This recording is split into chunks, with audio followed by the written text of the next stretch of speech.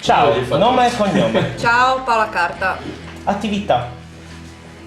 Personalmente o in generale? Personalmente. Personalmente sono ricercatore laboratorio di chimica.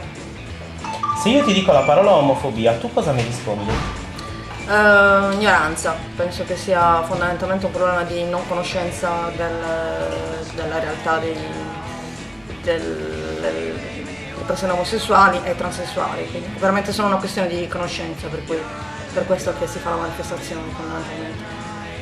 Qual è il tuo contributo per la manifestazione del 23 diritti al cuore contro omofobia, sessismo e razzismo?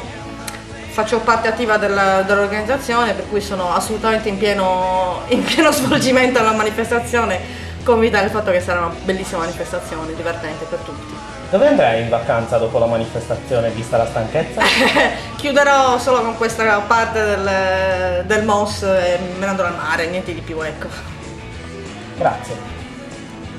Ciao!